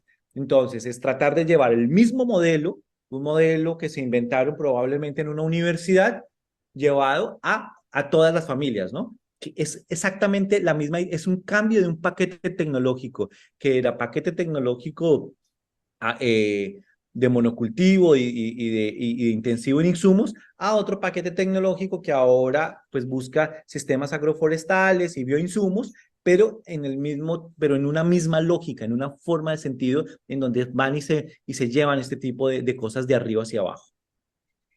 También es bastante cuestionable la idea de transformar campesinos relativamente autónomos, a pesar de los grandes problemas que tienen los campesinos con tanto abandono, contexto del neoliberalismo, en empleados de gobierno. Esto es un problema porque lo que pasa es que las personas terminan les terminan gestionando su vida, sus actividades, sus instituciones. Además, son apoyos individualizados que no responden a las organizaciones locales, a los ejidos, a los procesos que existen en cada uno de los territorios. Y esto en muchos casos ha llevado a una suerte de todo tipo de abusos por parte de funcionarios, porque casi que terminan convirtiéndose como los jefes de los empleados campesinos. Imagínense ustedes, ¿no? Pero además esto, obviamente, como es individualizado, va generando desestructuración organizativa en los territorios porque se van creando estructuras externas, ¿no? Entonces se van creando asociatividad, pero una asociatividad que está estimulada desde el exterior y eso en realidad, pues, y toda la organicidad de la propia tradicional de los pueblos, pues se va desestructurando. Y no tienen tiempo para reunirse, no tienen tiempo para emprender sus propios proyectos, pero tal vez el mayor cuestionamiento de este programa se debe al hecho de que está sirviendo de soporte a la creación de clientelas electorales, que se va a ver muy claro ahora en elecciones, porque pues obviamente el programa les dice, pues se va a acabar el programa y si ustedes no votan por el partido del gobierno, entonces pues ya no van a llegar estos subsidios, etcétera. Pero ante todo porque se está sirviendo de sostén para legitimar macroproyectos de inversión y la contención del disenso política frente a estos megaproyectos. Entonces, aquí tendríamos que mirar los megaproyectos de la Cuarta Transformación.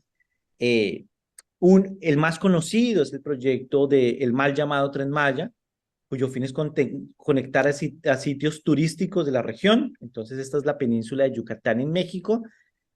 Acá está Belice, y bueno, esta es una zona, digamos, acá está Cancún, y que seguramente conocido por ustedes, acá Mérida, de donde yo les estoy hablando, Campeche, bueno, Bacalar, y esta zona que es una zona de selva alta, maravillosa, que es una zona de Campeche, que va hacia Escárcega, que se llama una zona de Calakmul.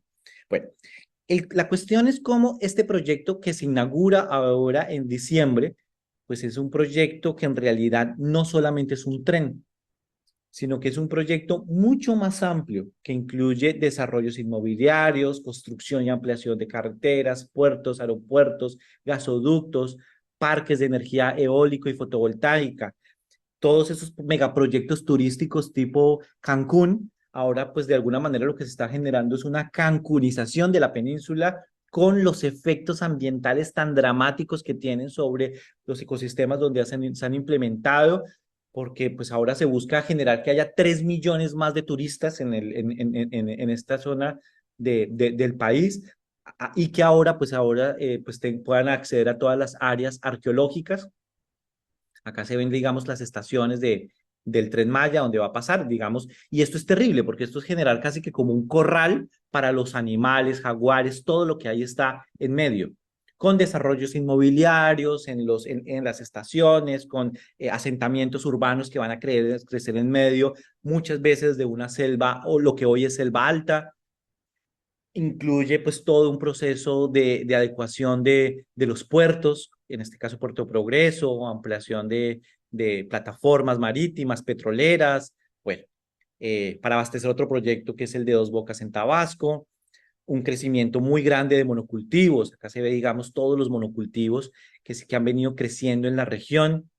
Eh, Acá, por ejemplo, miramos cómo la expansión que ha habido en soya, calla, sorgo, palma, en la zona principalmente de Jopelchen, Campeche, de Bacalar, pero también de José María Morelos, y bueno, en muchas zonas en donde ha venido creciendo de una manera impresionante el agronegocio, muchos de ellos en manos de familias menonitas. También ha venido generándose toda una megagranjas porcícolas que están contaminando las aguas, las fuentes kársticas. Acá no hay aguas, no hay ríos, sino lo que hay es aguas subterráneas. Bueno, y proyectos de energías renovables que se están generando en toda la región, muy probablemente yo creo que para proyectos de gran infraestructura tecnológica, eh, aprovechando la ubicación geográfica. Entonces, después de esto van a venir la implementación de grandes proyectos de este tipo. El caso es como solamente acá se está generando la península de Yucatán como una zona de altísima acumulación de capital que está generándose al tiempo con estos megaproyectos.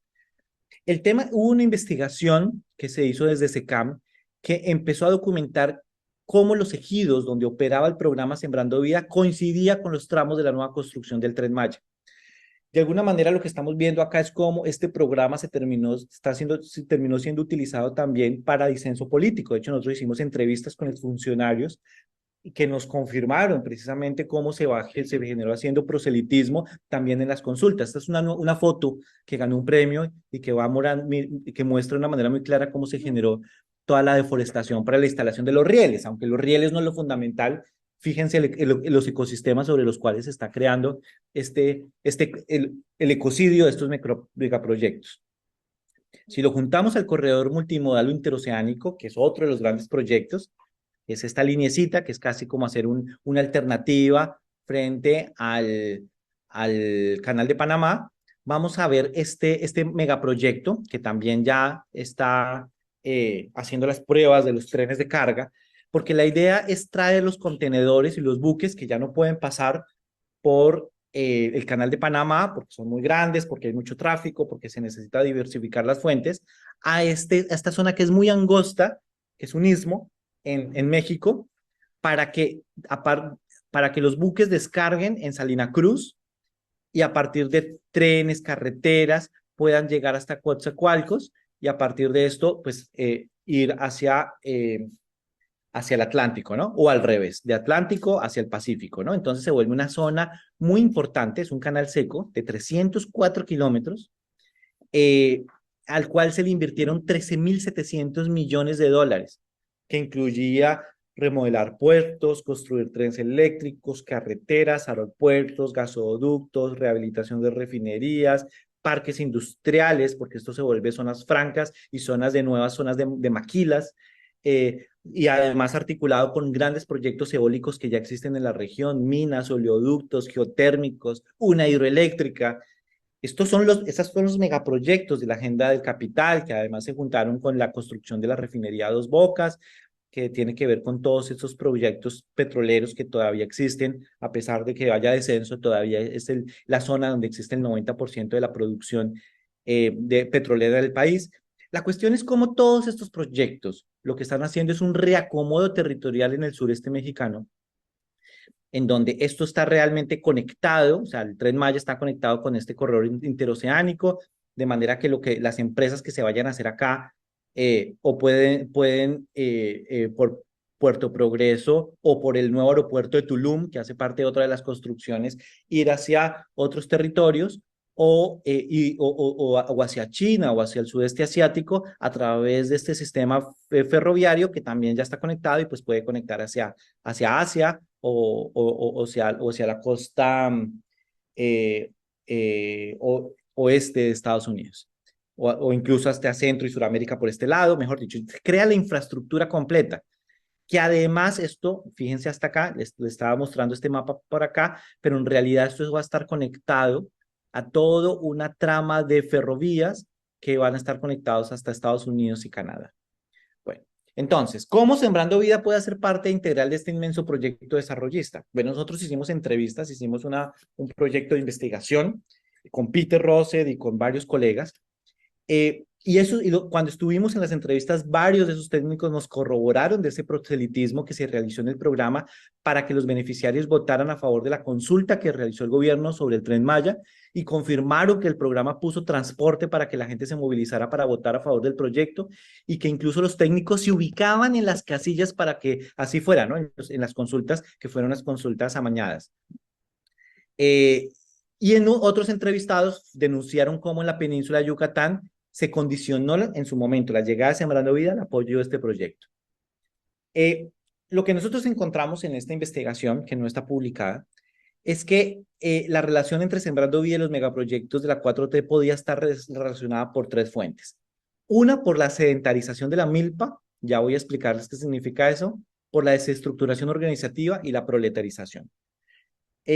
La sedentarización de la milpa, hay que entender los sistemas tradicionales, porque los sistemas tradicionales de la milpa pues, se han hecho, digamos, a partir de un sistema basado en el fuego, muy parecido a cómo funciona en Brasil la chacra, en donde la milpa se va moviendo, ¿no?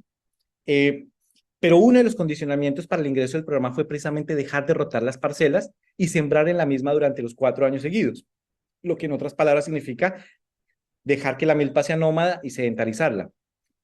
Y esto implica cambios muy importantes, porque fíjense si nosotros tenemos una milpa de uso tradicional que va cambiando y se va moviendo y se va ocurriendo y va siguiendo los ciclos de la sucesión ecológica. Esto implica un territorio amplio, que implica articulación comunitaria, es un territorio comunal.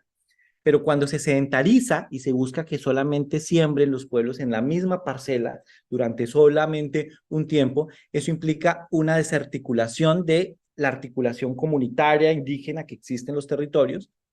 Y de alguna manera también nos preguntamos, ¿cuál es el interés de sedentarizar cuando de alguna manera para buscar que territorios sean liberados, ¿no? O sea, ¿por qué? Nos preguntamos por qué el programa busca reducir la agricultura de un amplio territorio a lotes de 2.5 hectáreas, haciendo que la gente concentre su agricultura de forma voluntaria, mientras, quién sabe, el capital con contubernio con el Estado va construyendo megaproyectos, o qué es lo que está buscando, ¿no? Esto se parece a las reducciones coloniales que se hicieron durante tanto tiempo, es una reducción neocolonial, que la idea era concentrar a los campesinos en predios más chicos y de alguna manera liberar las tierras, no sabemos, será para la agenda del capital. Preguntamos qué pasará con esos millones de hectáreas que cambian su estatus itinerante de una región donde se está construyendo el proyecto, el gran proyecto del sur mexicano, como les acabo de mostrar, ¿no? Eso es una de las preocupaciones. Otra es la de su estructuración organizativa. Entonces, porque las decisiones de lo que pasa en el programa ya no pasan ni por la asamblea, ni por los ejidos, ni por los bienes comunales, sino que pasan por una estructura vertical de gobierno a través de todos estos subsidios. Las personas además van perdiendo el tiempo para atender sus propias organizaciones y se van imponiendo estructuras organizativas. Y esto de que sean empleados va generando un proceso de proletarización, porque el programa entonces ya no trata a los beneficiarios o sembradores como campesinos autónomos, sino como empleados del gobierno que tienen supervisores, que son los técnicos del programa. Esta es un fragmento, una entrevista que hicimos en esta investigación. Dice, el programa Sembrando Vida está haciendo una proletarización del campesinado en México, sobre todo si nos damos cuenta que este programa está yendo precisamente donde se está impulsando los megaproyectos impulsados por la llamada Cuarta Transformación. Nos damos cuenta que estos megaproyectos impulsados por el proyecto Andrés Manuel López Obrador están basados en el hecho de que la gente tiene que ser empleada de estos polos de desarrollo. Sin embargo, es difícil impulsar un desarrollo de este tipo en donde la mayoría de la población no está acostumbrada a ser empleada, en donde la mayoría de la población es campesina y por lo tanto vive en su sistema campesino, con soberanía alimentaria hasta cierto punto, con semilla propia, con una vida comunal muy marcada. Entonces, para que este tipo de desarrollo pueda tener efectos o pueda ser útil o pueda ser, digamos, aceptada en una región como esta, pues se tiene que cambiar la perspectiva de la población, se tiene que cambiar la mentalidad de la población para que empiecen a pensar como asalariadores o como proletarios. Entonces dicen, bueno, acá no, ya te acostumbran a la gente a recibir un salario, pero con eso ya después les van a decir que existen empleos en las grandes empresas de turismo o que se vuelvan botones o que laven los baños, etcétera. Que además está articulado estos proyectos con toda una serie de proyectos de becarios, de jóvenes sembrando futuro, jóvenes escribiendo futuro, una serie de programas que en realidad lo que ha terminado generando pues es son subsidios que le han servido mucho a la gente, pero que de alguna manera te está también aletargando todo el disenso político frente a estos proyectos. Nosotros lo que nos atrevemos a decir es que muy probablemente sembrar árboles no es el principal objetivo del programa y que tiene objetivos probablemente muy distintos y que precisamente la agroecología este es también un caso de para nosotros, una cooptación institucional de la agroecología en términos de que está sirviendo para otro tipo de objetivos, pero también está corrompiendo en la práctica las actividades de la gente a través de proyectos verticales, impuestos desde afuera, etc. Finalmente, lo que nosotros queremos decir es que una agroecología no autónoma, no emancipadora, deja intactos muchos de los graves problemas creados por la revolución verde y la agricultura industrial, porque creemos que la matriz tecnológica solamente son una de las cosas que debe cambiarse. Nosotros hemos venido acompañando, investigando con mucho cuidado la agroecología de los movimientos sociales para entender que los movimientos sociales no solamente han aportado una visión ecológica a la agricultura, sino que también están siendo creadores de procesos sociales que resuelven muchos otros problemas más allá de los técnicos. Y es por eso que nosotros partimos de la idea de que tenemos que marcar nuestro campo y decir que la agroecología tiene que ser emancipadora y para eso es necesario enunciar unos principios sociales y políticos.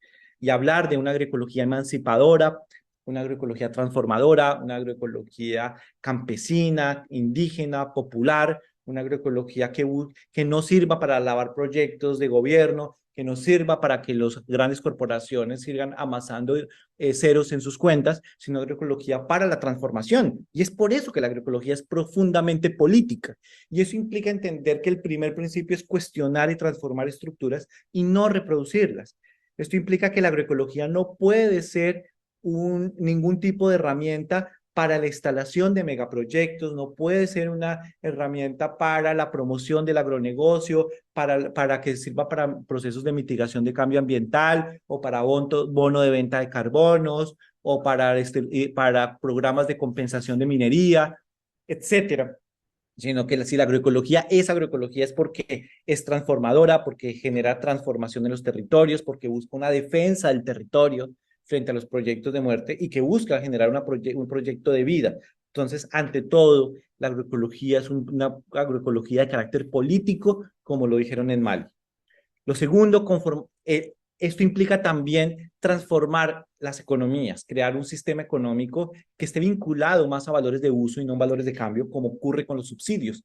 Los subsidios se movilizan a través de valores, de incentivos económicos, y nosotros creemos que el dinero es muy eficiente para corromper procesos o para generar incentivos perversos como los que acabamos de ver con la deforestación, en lugar de crear procesos basados en el arraigo, en la espiritualidad, en la idea de que la agroecología es una forma de vida con una inmensa capacidad de transformación y que se crea a través de una convicción profunda, que se crea a través de relaciones sociales diferentes, etcétera. Entonces, eso implica crear un principio basado no en el valor de cambio, sino en el valor de uso. Otros procesos es que en lugar de que esos proyectos terminen desestructurando las organizaciones, lo que necesitamos es fortalecer la organicidad, porque precisamente la respuesta de Peter que dio ahora es que hemos encontrado que cuando existe mejor organización, cooperativas, asambleas, colectivos, plataformas, redes, guardianes y guardianes de semilla y todas las formas populares de organización en el campo y la ciudad, es posible crear esa estructura que permite la territorialización de la agroecología. Pero este tipo de programas, como en el caso de Sembrando Vida, terminan generando proyectos individualizados. Entonces, en lugar de partir, y que además parten de pueblos sin historia, ¿cierto? Pueblos en donde no vamos a construir cuáles son esa riqueza que existe en la comunidad, esas agriculturas históricas, esos conocimientos ancestrales, y a partir de eso ponerlos en diálogo mediante formas de campesino a campesino, sino que llegan con proyectos foráneos, con ONGs o con proyectos de programas creados desde las capitales de las ciudades a implantar cosas verticales desde arriba hacia abajo. Entonces, tenemos que romper esta idea de este prejuicio paternalista del desarrollismo en el que es el experto, el técnico, el profesional y los que le necesitan son los campesinos y más bien comenzar al revés, entender que tenemos que encontrar los saberes en los pueblos y a partir de una buena planificación y una buena articulación empezar a enlazar esos saberes en diálogos de saberes y diálogos de vivires. Nosotros hemos encontrado que todas las claves de los procesos transformadores ocurre cuando el protagonismo está no en actores externos, sino en el campesinado, en la comunidad, y eso incluye el fortalecimiento de toda organización propia y no la imposición de estructuras externas que también pueden ser de las universidades, no solo que no las he mencionado, que también a través de proyectos funcionan de una manera análoga a esto que les estoy diciendo. Donde manejan proyectos, pero los proyectos son de las universidades, pero nunca de los pueblos.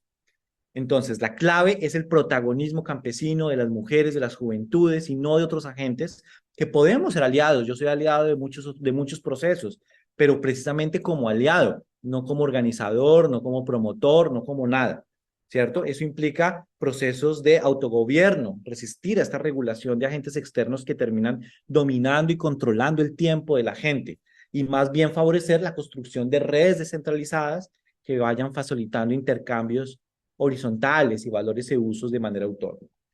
Eso implica entonces ir construyendo procesos horizontales y no jerarquías. Programas como el que acabamos de ver construyen jerarquías.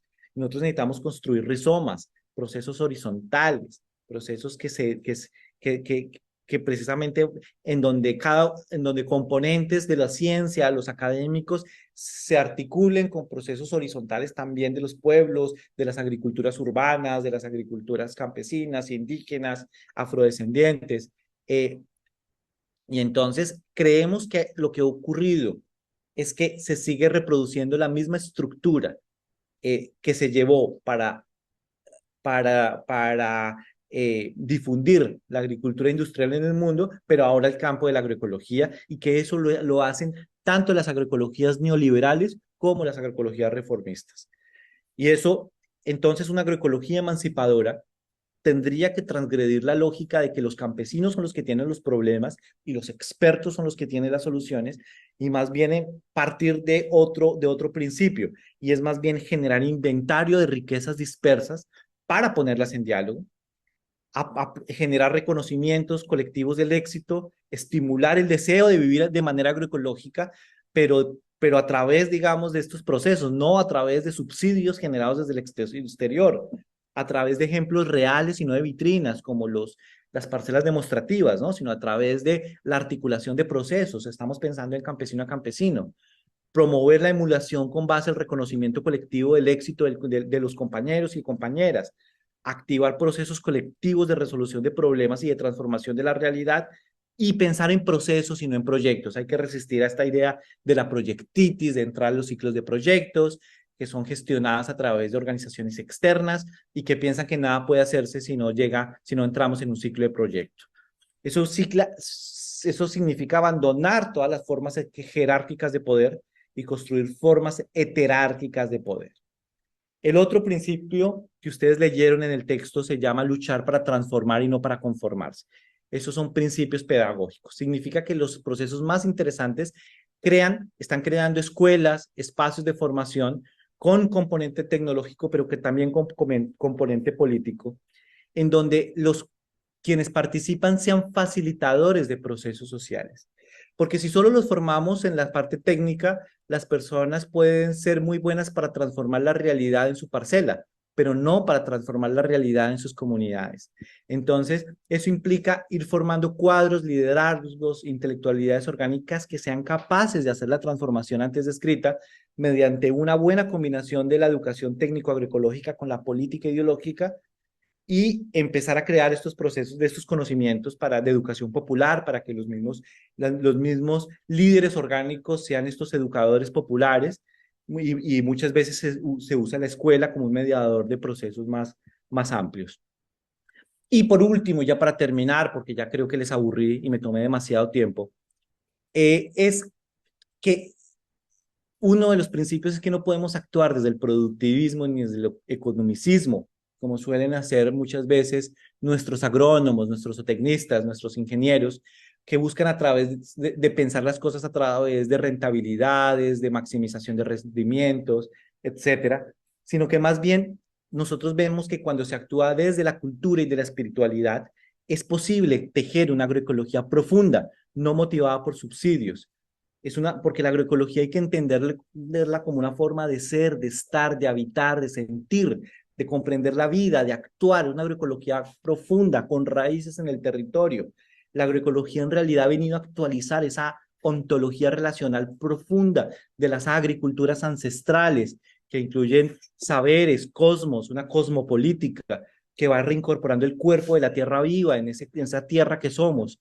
Y eso implica toda una serie de espiritualidades, de comprensión diferente, como se hace acá en las místicas, de una relación profunda que se hace sobre el territorio, que no va a ocurrir a través de programas y de proyectos foráneos que terminan gestionando la vida de la gente a partir de amenazas, a partir